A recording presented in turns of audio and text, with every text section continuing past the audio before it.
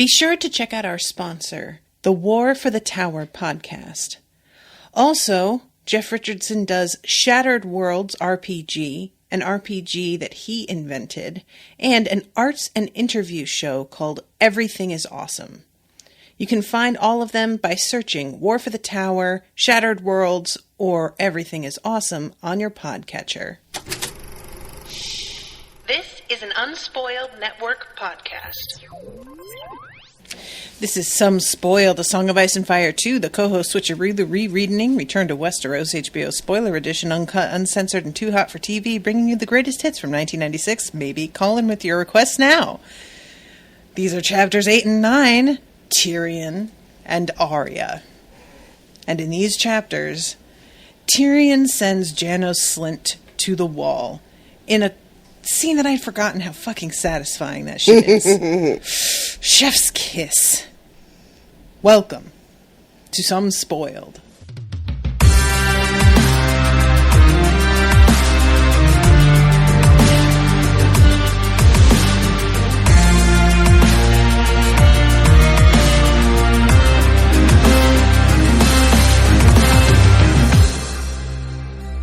Monsters are dangerous, and just now, kings are dying like flies. I am the king!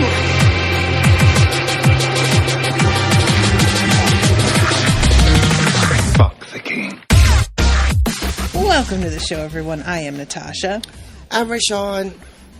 So, yeah, I had forgot. This happens in the book, or in the show, I'm pretty sure, right? I think so, Sending Janos Slynt to the wall? I do believe so. Honestly, guys, I do not remember. I have, like, this sort of... it's like my brain reacting to trauma, where your mind makes you forget things that hurt you too much. And that's what I feel like happened with Game of Thrones. It's just my brain was like, we don't need to have... You're going to dwell on it too much. We don't want it. That's why I can never remember shit, because my trauma response is just so out of whack. It just deletes shit willy-nilly at this point. It's why, because my trauma response is the opposite, where all my trauma is about not people not really having my back. So I'm I have to be over prepared and remember everything. And it's just interesting how different everybody reacts to shit, because it just makes for a beautiful kaleidoscope of fuckery. Oh, I was wondering how you were going to end that sentence. So yeah, this is Tyrion's first chance to really do something major with his power as hand. Mm-hmm.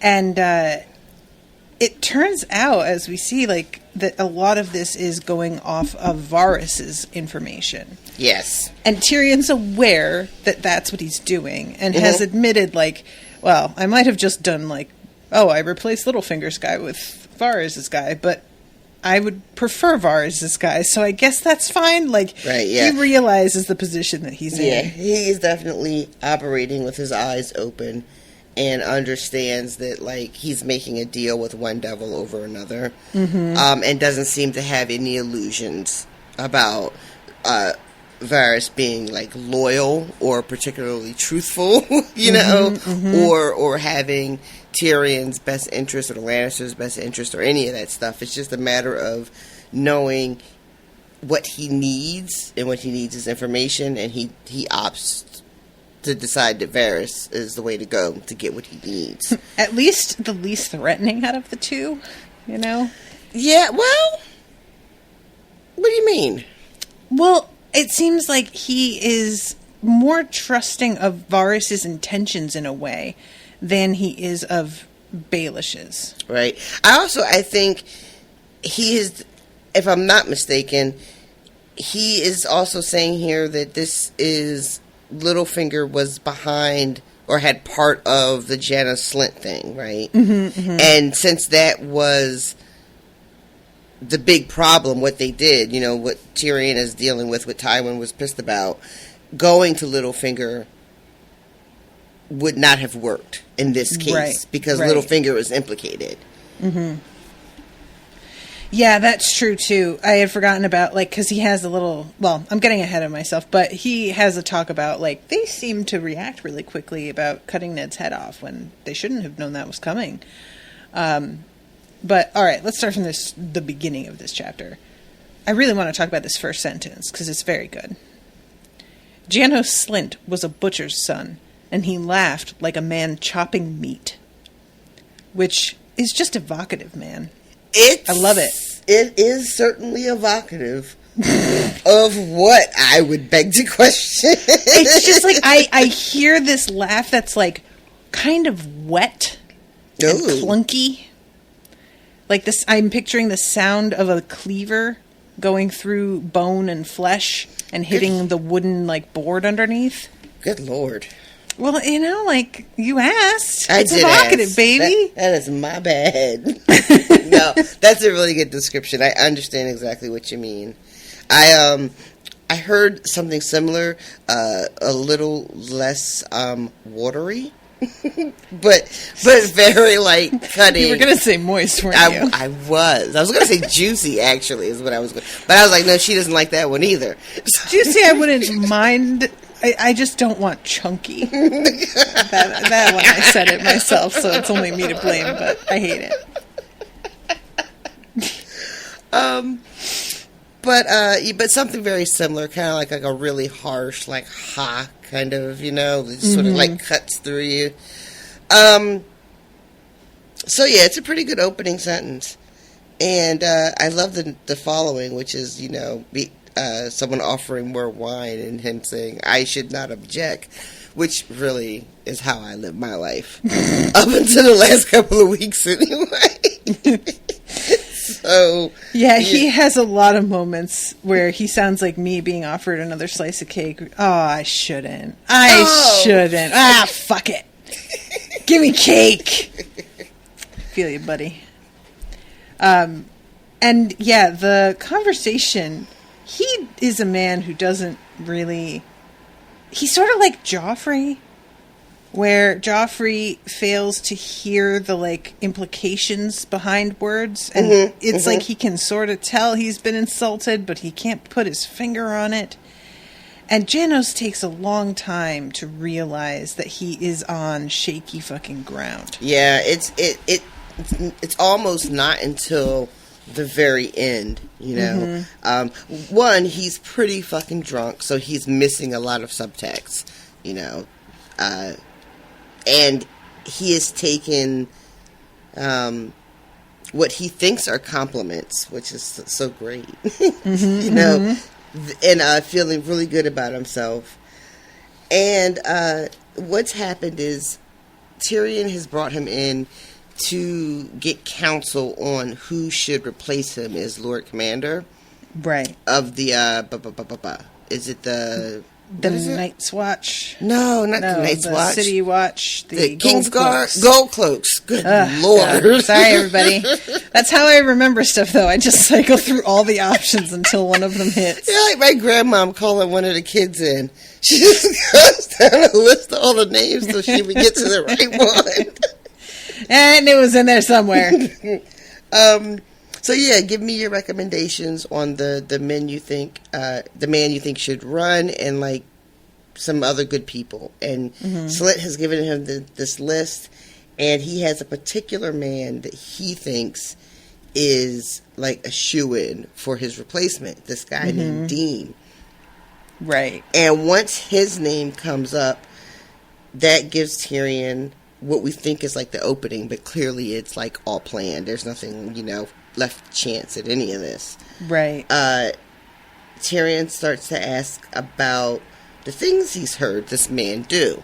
For instance, let's say maybe murdering a whore with a child. Like, you know, maybe that's a thing I heard.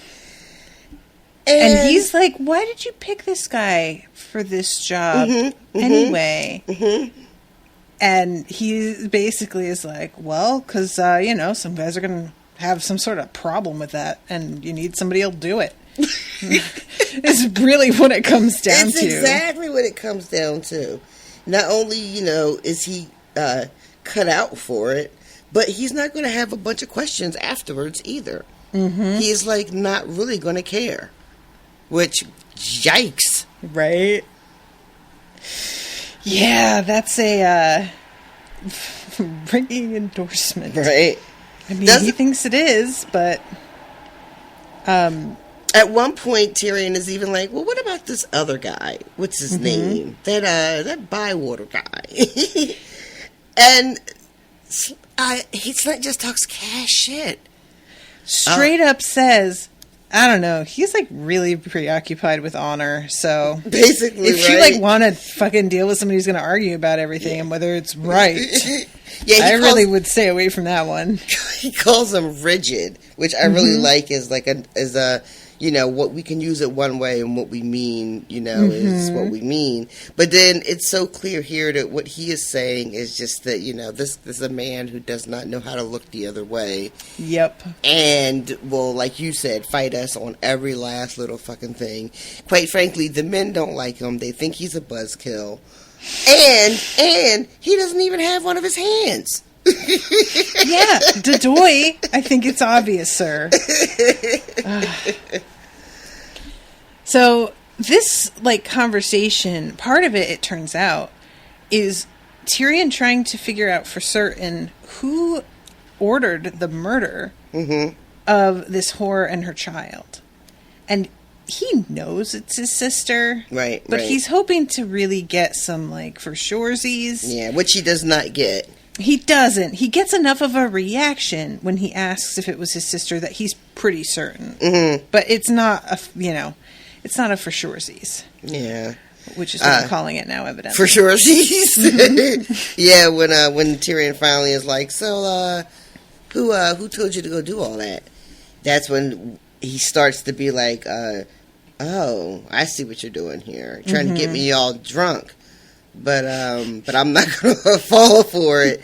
And tries to swing the conversation back to, like, you really should get that Dean guy and give him the job. And then Tyrion starts to change, like, the way he's speaking. His tone is starting to get a little less, this is all for fun. And then it gets, like, ugly. Yeah, it does. It's so great, too. Like you said, there's a sense while you're reading it that it's all being decided in the moment. And that Tyrion is talking to this guy with the intention of figuring out whether he wants to do what he's been thinking about for real, for sure. And then you find out that there are men waiting outside. Like, this shit has been arranged. Yeah. And I really love that because it just shows how much Tyrion understands the kinds of people he's dealing with. You can't just tell somebody this shit and then let them scamper off into the night. Listen, Ned Stark. Yeah, exactly. Tyrion's like, I'm going to tell him this shit once I have all of my pieces already in place, ready to play their role in getting him the fuck out of here before anybody has a chance to do jack shit about it. And because, I admire that. Exactly. It's so far anyway. I mean, Tyrion just got here, but it's handled so much better than the way Ned Stark handled when he was in King's Landing, which is confronting people with this information that they have every right to be, you know, terrified of you and to consider you a threat, right? Yep. And then just let them go on and get, you know, not just go about their day, but like make plans and get allies and get shit in motion. Organize. You know? So they're talking and Tyrion, you know, starts to get a little bit more stern and starts asking him how many kids he has. Right. Yeah. I love this because, again, there is something really compassionate here, even though he's being harsh with this guy. And it's not even harsh, not really, but, you know. Harsh considering the dude didn't really think he was doing anything wrong, actually. Right. I mean, he did, but, like, you know, like, he was doing what he was being told to do. Yeah, and he didn't even actually kill them. You know, I mean, not that it matters, but yeah, he didn't do it. He just gave a command. Sorry about the squeaky chair. He like the fact that Tyrion has organized this so that his kids are still going to get their whole inheritance and everything. But it won't be Harrenhal. It won't be fucking Harrenhal, bud. Oh, that's one of my favorite parts of the conversation is like, do you remember in The Office when fucking Michael does something and Jim says, bold. Is bold the right word? And it's because it's something very stupid that he did actually. It's not bold. That is what I kept thinking was going through Tyrion's head here, because he keeps being like, oh, bold man. And I just kept thinking, is bold the right word? Because he's just bringing up the fact that Harrenhal is cursed and is doing the like, oh, you must be really brave to set foot in Harrenhal. And Janos is just like, hey, it's just a pile of stone. I'm sorry, I'm doing the voice from the audiobooks. At one point in this conversation, Tyrion is like, let me see that little trinket that's holding your cape together. It's so unnecessarily rude. This is some real, like, classist shit right here. This reminds me of, like, Crazy Rich Asians, when they want to know, like, where somebody, if something's, like, by a certain designer and whatnot, and they get real fucking judgy if it's only Gucci. How tacky. Oh, it's Gucci. Oh, okay. That's the vibe. He's looking at it like, I know some guys that could do, like, a decent job, if you're interested. And also, that color red is tacky. Yeah. I feel like that's a little bit much, if you don't mind my saying. I love it so much. He could be a drag race judge. Oh my god, oh my god. It's kind of a lot. I don't know. So this is when it gets heated, and we find out that Janos Slynt is going to go to the wall, whether he likes it or not. Yep. He does not care for it. BTW. And he's going to make arrangements, like you said, for the children to, get some kind of title and some kind of land somewhere at some point. Right. And Janos Slynt is kind of feeling like this is not what it is, Right. He's still feeling kind of like... Actually, he's not even feeling. He announces, wait till I tell my friends. I've got friends, the king likes me. Wait till I tell Littlefinger and the queen. You'll see. You'll be the one that goes to the wall. I love when he fucking says, and he keeps saying stuff like, you'll see, or let's see about that. How do you like that? I swear to God, I don't know what it is about anybody who takes that sort of like, that sort of tone about stuff, the how do you like that? But it feels so fucking weak, man. Weak sauce. It just, it's like less about, it's clearly less about you making your point and more about, I'm trying to get a reaction out of you and now I'm literally asking for it. Give it to me. What is your reaction, sir? And it's just like, do what you want to do, say what you're going to say, and fucking excuse yourself and have some dignity. What is your reaction, sir? Oh my God, that's exactly what how do you like that means. Oh my God, that's amazing. So that's anyway, amazing. I don't know. He's just so sad. It's very sad. Anytime that somebody is very confident of their position and they are getting fucking reality handed to them, it's hard to watch because they really don't keep up well. Listen, I can watch that shit all day. Like watching that shit in slow motion. Like, he's almost there. He's almost there. And then that moment when they really get it and their eyes kind of This is the moment where you can see his heart breaking in half. Exactly. Exactly. So Janos is, gets all huffy and puffy, and he's going to, tell his friends about Tyrion. And he goes to leave, and this is when them boys is waiting for him. Mm-hmm. And we find out that Bywater has already been placed in as a commander. They already have their own men. They're waiting there to take him directly to this ship that's going to, like, send him on his way. Mm-hmm. And Tyrion also says, you know, pick up these other guys, and it's the names that Janos had given him as other, like, alternatives or whatever to be considered. Yes. And make it a point that Dean goes overboard at some point. Oh, I love that so much. Yeah, big fan. Big fan. He's just like, yeah, he just let him know. I wouldn't be mad at him or blame him in any way were this guy to never make it anywhere. It would be fine. Don't you just wish you could do this shit? Look, I'm going to send him on a little trip, and he's just not going to come back from it. Whatever. You know, who's going to check me? Exactly. Nobody will even notice. So they all leave. They take Janos Slynt, and then Varys seems to just come out of the shadows, which is probably exactly what happened. And it feels like he was there the whole time. Yeah, I think he might have been, like, but listening. That's really weird, because they had, like, an 8-course meal. We just, you know, the chapter opens on the very, very end, but was he just, like, lurking for an hour and a half over dinner? I like to think that he was literally having an 8-course dinner also.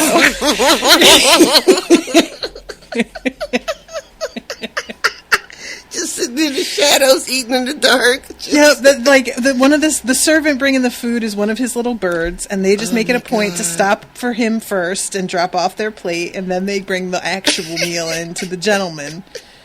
But he is just living the high life out over there. That is spectacular. I will allow it. So they come over, and we get sort of like a recap of what's just happened and what we think the consequences will be. Do me a favor and get in closer to your mic. Nope. So, here we go. Sorry. So the first thing Tyrion does is kind of be like, so Varys, you knew this whole time that Cersei is the one who sent them after the bastards. And he is displeased with Varys not sharing that. And Varys does something that's really clever, I thought. Or maybe it's not as clever as I thought, but he says in his way, which is like written, you know, he was close to tears, which is like, you know, come on. But basically his defense is that he wasn't sure how Tyrion would take the news of finding out his sister was capable of something like this. Right. And that's good because, like, on paper, it sounds right. Mm-hmm. But Varys has absolutely have to 100% know that Tyrion cannot stand his sister and would not put anything like this past her. Right? So it's such bullshit. Do you think that... Because my theory here is that when he says, I didn't know how you'd take it, how do you tell... It was really like, I wanted to see if your instinct was going to be to protect her right away, somehow. And he watched Tyrion's, like, reaction here and realized, okay, you're not immediately going to try and, like, fall into the family line. You are trying to do the right thing. Do you know what I mean? So you think it was just more of a test of his loyalty to his family? A little bit. Because, like, it's one thing to know that your sister is a piece of shit, but plenty of people still have their family back, whether their family's being a piece of shit or not. So, I don't know that this necessarily, like... I think that the fact that he was willing to follow through with all of this with Janos Slynt to Varys is pointing to the fact that, like, oh yeah, he can't stomach the murdering of children, and maybe he's not going to turn around and, like, send his sister to the wall. But at the very least, he's taking this seriously, that we have somebody in command who was willing to do this. Do you know what I mean? A little. I don't know if I agree, but it's interesting to think about. I guess I'm struggling with the idea of Varys not not already being sure that he knows what kind of man Tyrion is, or might, or is said to be. You know what I mean? Just because he seems to know so much, and not just like facts. Like Varys isn't just about knowing like gossip about people, but seems to be like a really good judge of character. Mm-hmm. So, yeah, I don't know. I mean, I could see just you feel like you know somebody, but then they're given a seat of power at their father's command, who was a notorious like hard ass. You may feel like you're not entirely sure how they're going to play it, despite knowing them fairly well. You know what I mean? Mm-hmm.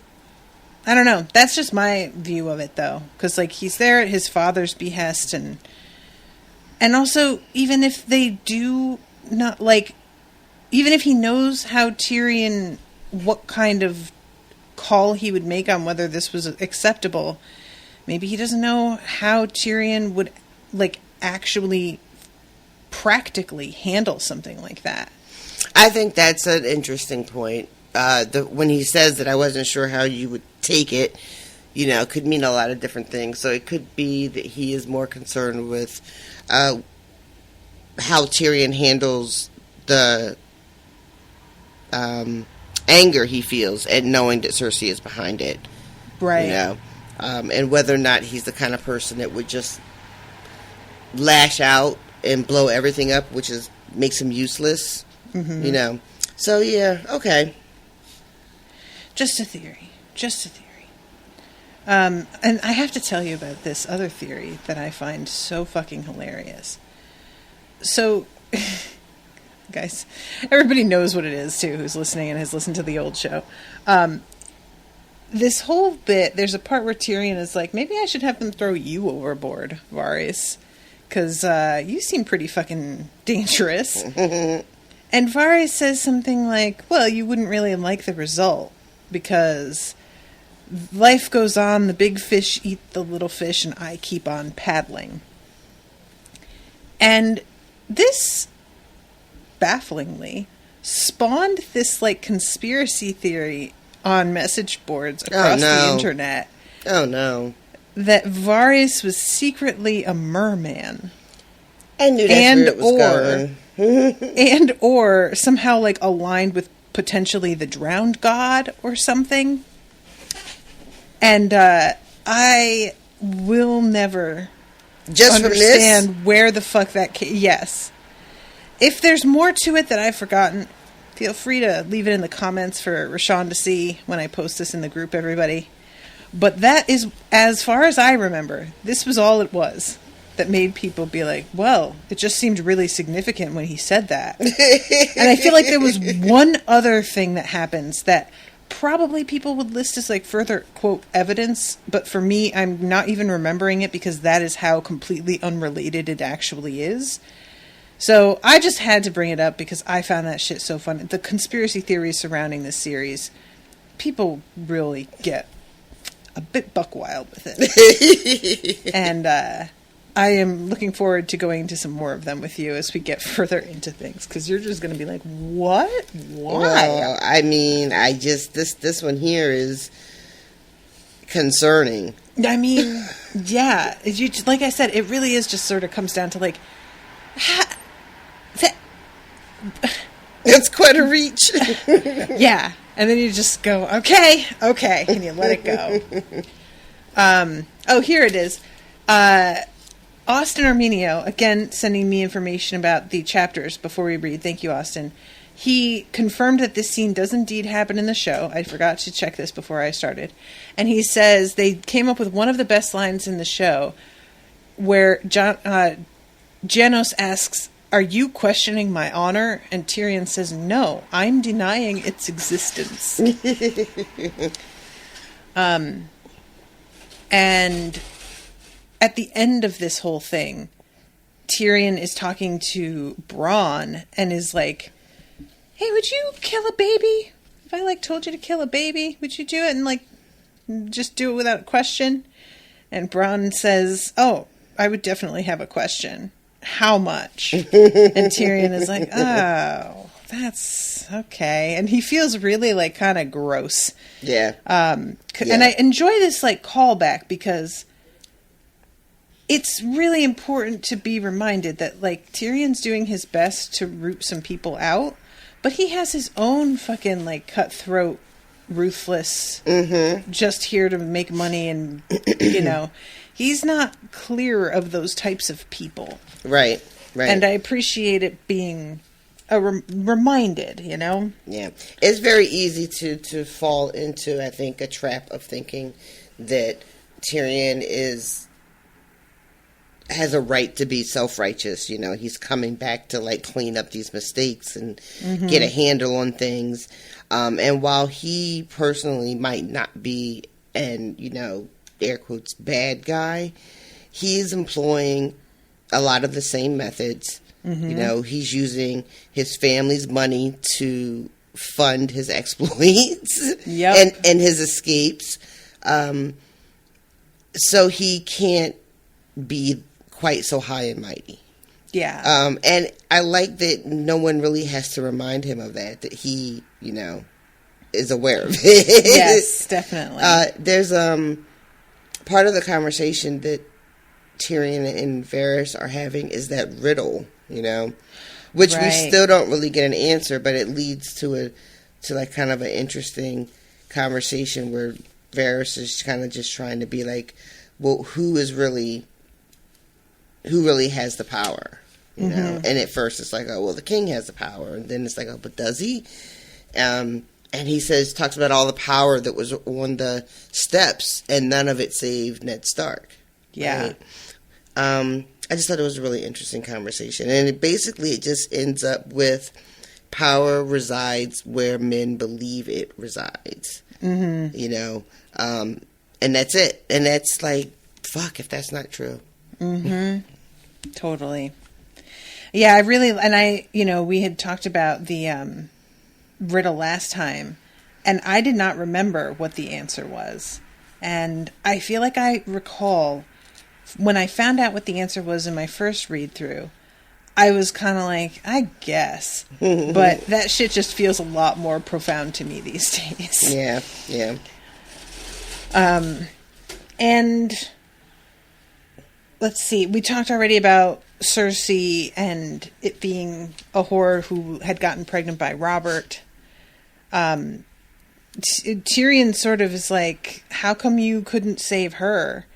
And Varys is like, because, you know, Varys mentions that he was able to get this other kid out of town in time, which we know is Gendry. Right. And basically Varys is like, I just had no inkling that she would go after that one. Like, a boy who's like older than her own son. And probably like looks so much like Robert that everybody would instantly be like, oh yeah, and they wouldn't even question it. Yeah, he's a threat. But this woman was like, it was an infant child and a girl. The child was a girl. Like, why was I going to be concerned with her? And yet, Cersei's still out here making sure that bitch gets killed. So, yeah, underestimated her a little bit with that. Yeah, a little bit. There's the other thing is Varys is giving him sort of a rundown of all the other shit that's happening. You know, all the other news that's fit to report. And so there's news of people trying to bribe guards to get out. Is it the Red Winds? Red Wines. Yeah. Okay. And they're trying to get out of town on a ship, and they had to put a kibosh on it. Now remind me, these are... Let's see if Austin can help us out here. We have news that Cersei ordered the execution of Robert's bastards. In the show they have it be Joffrey who gave the order. I didn't remember that. Okay. Varys hints that Littlefinger manipulated Joffrey to kill Ned. Okay, he doesn't say.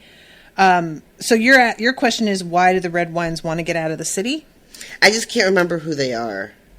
Oh, who the Red Wines actually are. I don't even know if it's that important at this moment. Everybody inform if it is.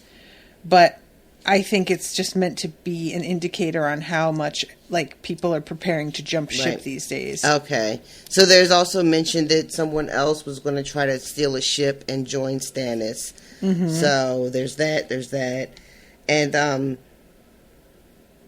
Tyrion has basically said, let Joffrey make an example of them. Right. And also the guard who got bribed. And then there's news that Timett has killed someone over a game of cards or some shit, which Tyrion does not care about.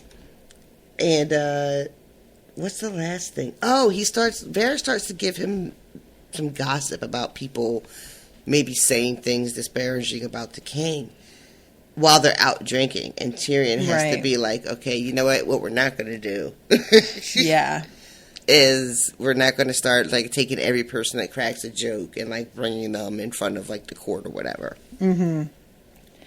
See, and this is part of why I feel like that is Varys testing Tyrion. Because that feels like a test, too. To see if he's going to just overreact? Yeah, or what he'll do at all.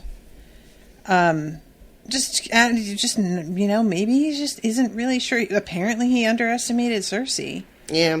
I mean, you could look at the whole list as being a test to see how he's going to respond to each, because each of these offenses are basically showing disloyalty to the king, to the throne, in various ways, right? Right. And seeing how Tyrion reacts to each one, whether or not he's going to have the same iron fist despite the varying degrees of the crime, or, So the whole thing could just kind of be another opportunity for Varys to try to get a better idea of where Tyrion is, and how he's gonna move in this role as the hand in King's Landing. So, yeah.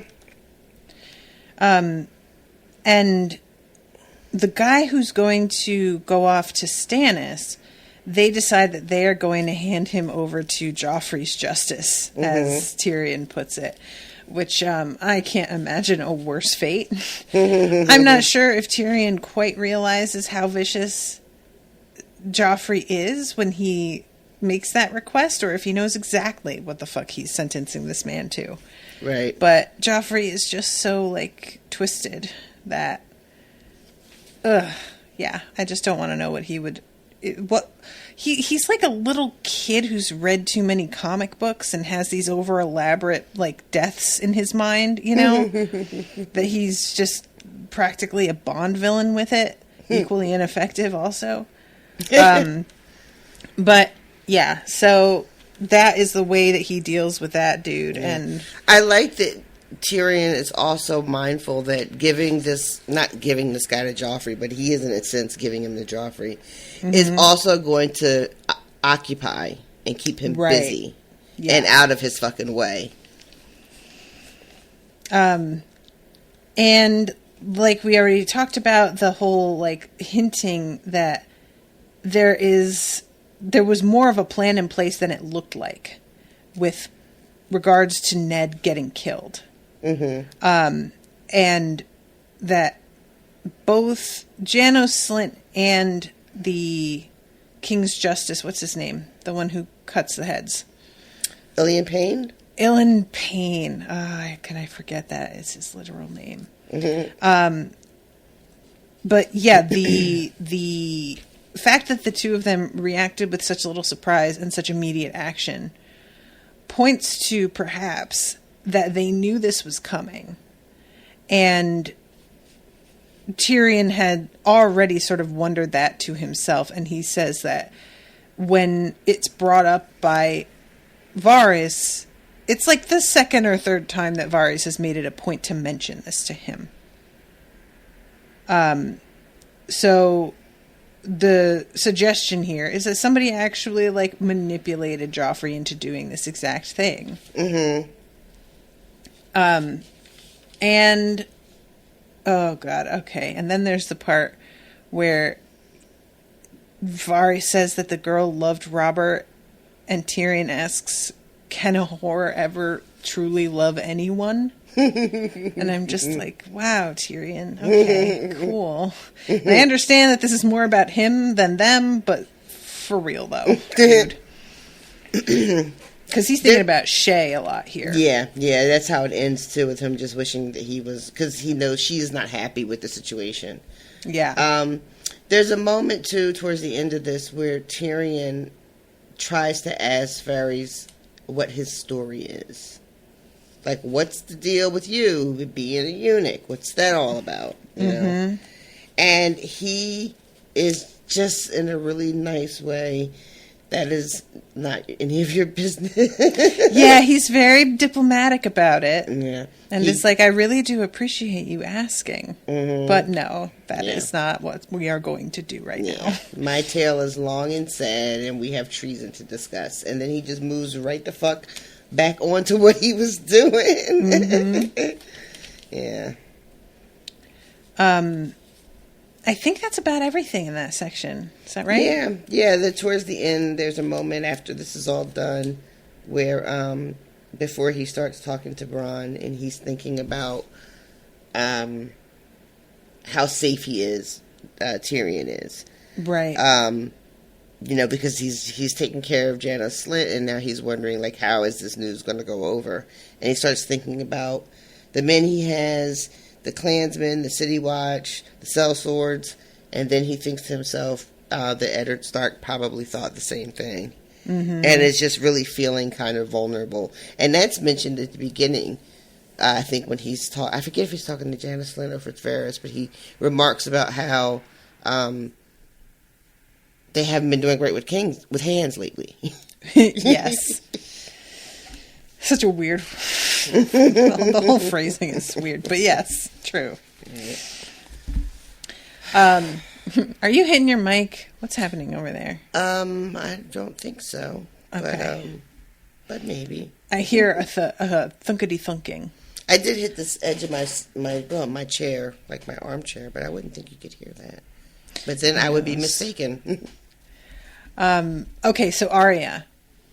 Shit is really bad. And not necessarily for Arya, at least like not yet, but the countryside is like in ruins. Yeah. And at one point she is up late and she's talking to Yoren, and he's like, I might have done better to just leave y'all there. This is really not good. Yeah.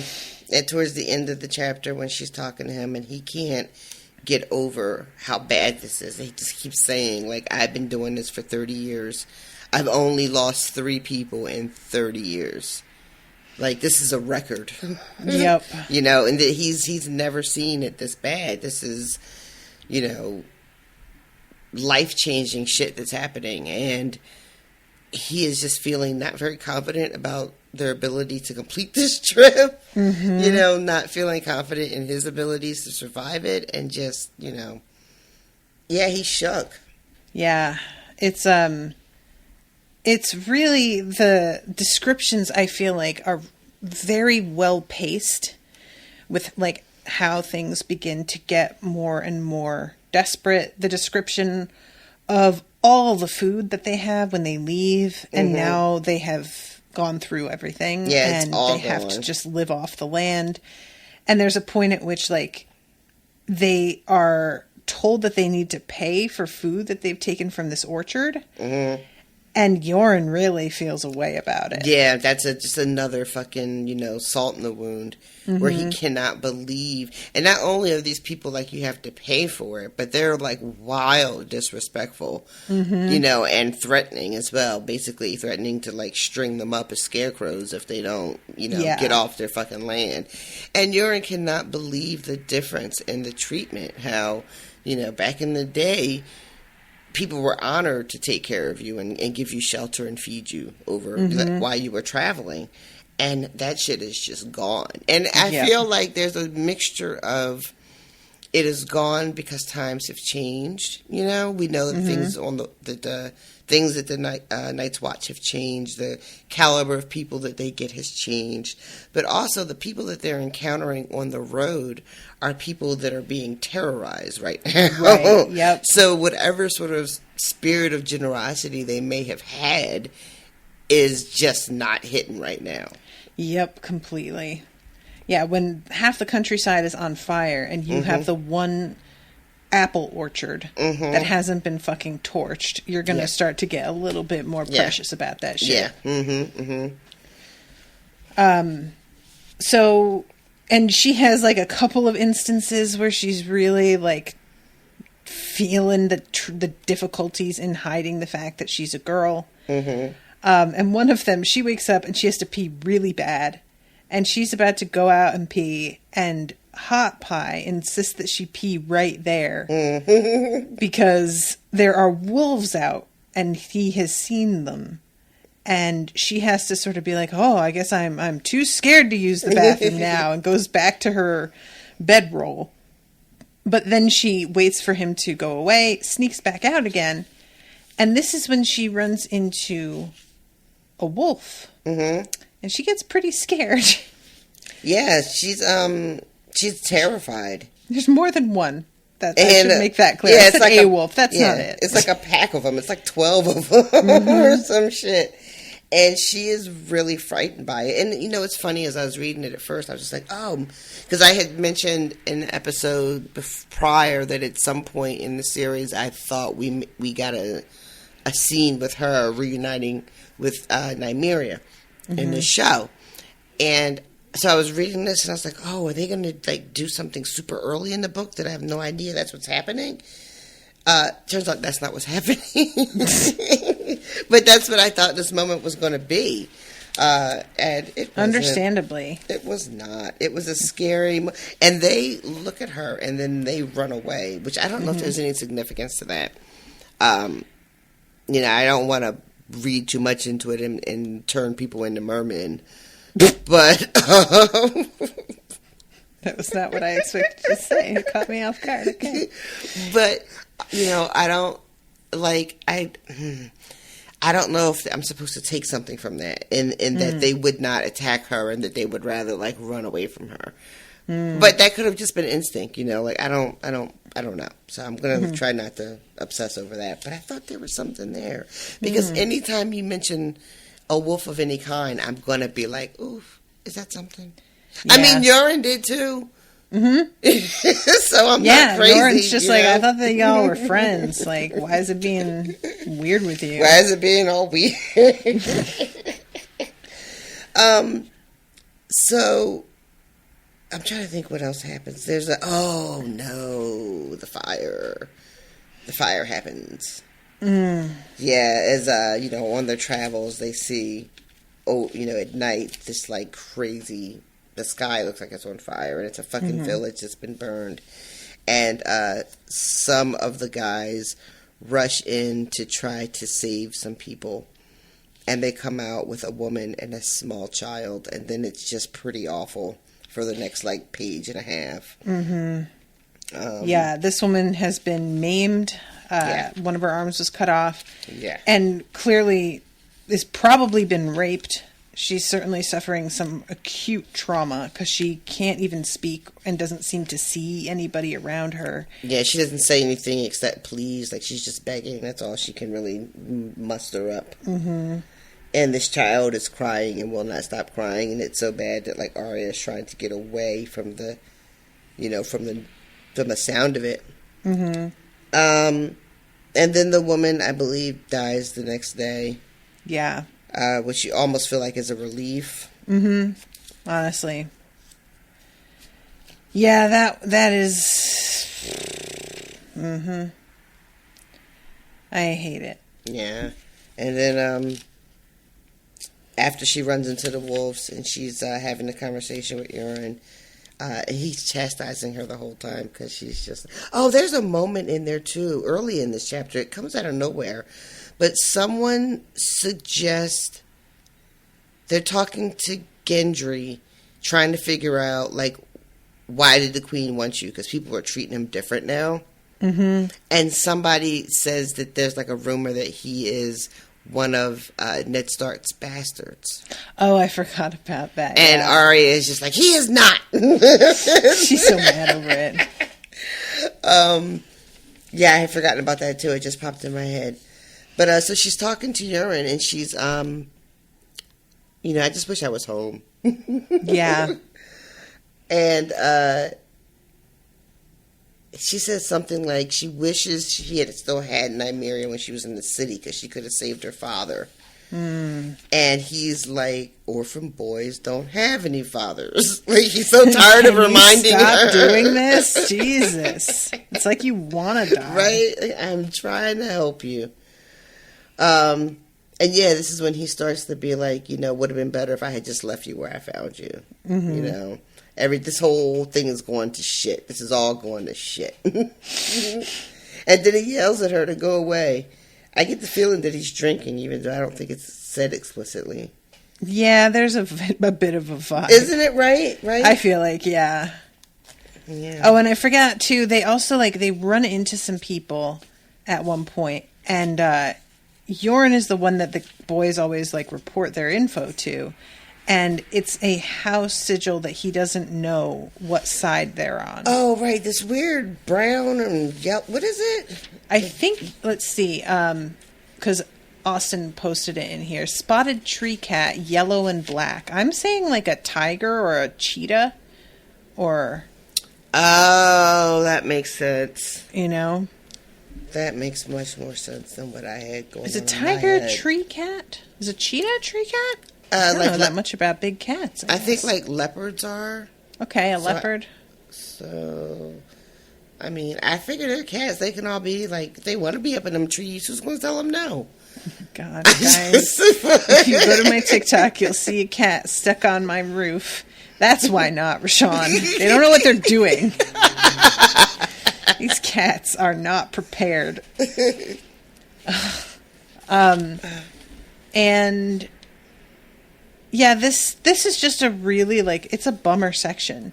And Arya considers that she could go off on her own, but knows that she needs the help. There's no way that she would be able to make it. She couldn't, sleep with nobody guarding her back. She couldn't do anything safely. Yep. So she has to stay with them. And I do appreciate her, as young as she is, recognizing that running off, as appealing as it may seem in the short term, is not the smart thing to do. It rarely is. Sometimes it is, but, True. More often than not, running off without a plan or strategy or any resources is going to end you up in more trouble than you probably started, so. Yeah.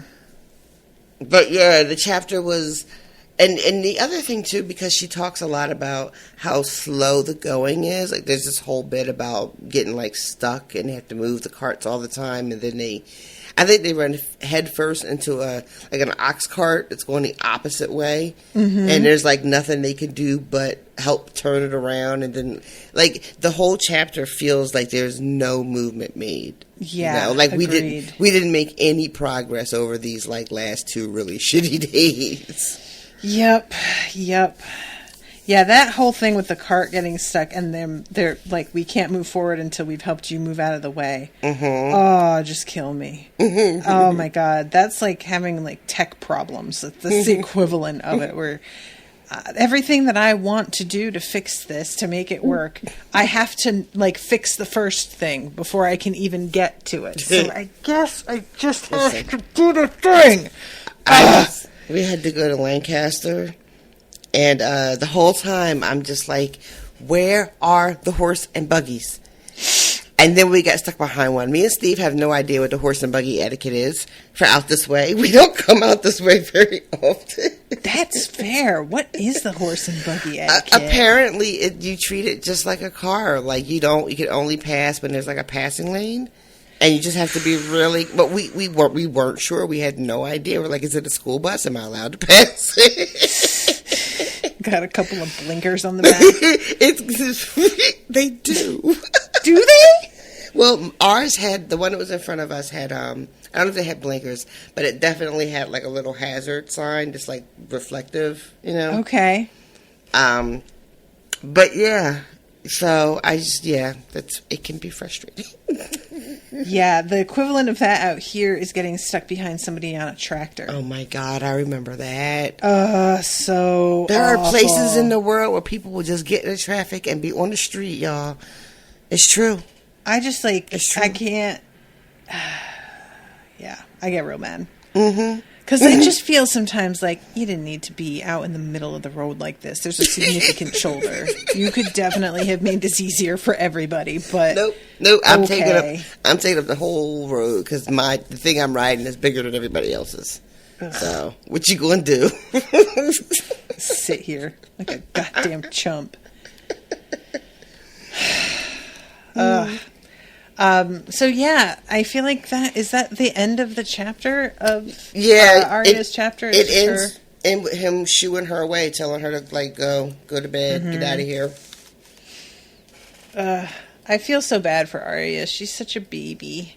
She deserves better. Yeah, she's doing her best, but it's so scary out there too. I just can't imagine being a common person with no defense of any kind. You are completely at the mercy of these people. No wonder everybody's fleeing to the city. I would fucking flee to the city. You kidding me? Yeah, I'd get go the somewhere. hell out. Yeah. Ugh. Like the only place that's probably free is islands that are like off of the mainland, I would guess, right? Yeah, it doesn't sound like getting a boat anywhere is very easy. That's true. So, yeah. All right. Well, I want to say hi to new patrons real quick before we wrap up. And I also want to mention some things really quickly. I posted a newsletter to those who are subscribed to the Unspoiled newsletter. You can subscribe on the website. But Owen and I are going to be taking a break from covering Clone Wars to cover the Loki Marvel show that's out on Disney Plus right now. If you haven't watched it and you are at all a fan, I really recommend it. The first episode is engrossing as hell. And there's only going to be 6, so it won't be a huge detour. You know, we won't be taking months and months off. But I really, really wanted to cover it, and I have a soft spot for Loki and Tom Hiddleston, both, and I just decided to make an executive decision. So if you are a fan, go to unspoiledpodcast.com. We'll have the episodes. There'll be a banner image of Loki that you can click to go to all the episodes, and they're going to be $1 each. And the Avatar and Legend of Korra full playlists I just put up on sale for $15 each for all the episodes, which is almost 50% off what you would pay per episode. It equals out to about 50 cents per episode, which I think is a steal because most of those episodes are at least an hour and a half, if not longer. So if you have been waiting for a time to buy those, you have a lot of listening ahead of you if you do those. So again, unspoiledpodcast.com. And the new patrons this week are Brian, Cordelia Cullen. I love the name Cordelia. Jorge Garcia. Oops, sorry. I was going to say, I think my first Cabbage Patch was named Cordelia. I don't remember mine. Jorge Garcia, Shannon Naylor, Catherine Lubiani, and Cindy Salem, who is my maid of honor, Sydney. Oh. And she is starting her own Patreon soon. It's not up yet. But if you are somebody who likes cosplay, or if you're into like the kind of cosplaying that happens on TikTok where there's often original stories that are part of it, you should definitely check her out. I will be sharing the link once she's actually like up and running. But she is fucking unbelievable at this cosplaying, costuming, all like it's just. And you guys know, it's hard for me to give compliments sometimes because I'm very hard to impress and super critical. And she is so good that the fact she doesn't already have a Patreon blows my mind. She is going to be fine. I am looking forward to the day she gets to quit her shitty day job because she can do that. Guys, go find her. But anyway, I will post links to her as soon as she is officially up. And Other than that, the Spoil Me episodes, I've posted a bunch of stuff on the website. I've done a lot of upgrades to the website in terms of information. So if you have questions, I have an FAQ page where you can find out about how commissioning works and, how you introduce a new title, all of that stuff, as well as a new calendar view of all the episodes and when they're going to be airing, and a page that's only currently covered Spoil Me stuff, so that you can get links to the Crowdcast, or you can get links to the playlist for them, or whatever. So hopefully it'll be easier for people to find things now, because I know I do my best, but I design my own site, and sometimes something makes sense to me at the time when I build it, and then I go to use it later, and I'm like, what the fuck was I thinking putting that there? That's not, nobody's going to think to look there for that button. What? I am doing my best. Please just, if you guys see something that you're like, this really doesn't make sense, Natasha, please do let me know, because I'm trying, but it's hard to keep track of. So I appreciate some honest feedback in that regard, because I oftentimes don't really think in terms of somebody just coming to the site who is vaguely looking for something, I do what I'm focused on exactly for now. Right. So anyway, that's everything. Is there anything else you want to add, ma'am? No, ma'am. All right. Well, thanks everybody again so much for listening. Thank you to Austin for sending us notes. Really appreciate it. Hope you guys are enjoying the coverage. And until next time, toodaloo, motherfuckers. Bye, guys. Joffrey, Cersei, Walder Frey, Meryn Trant, Tywin Lannister.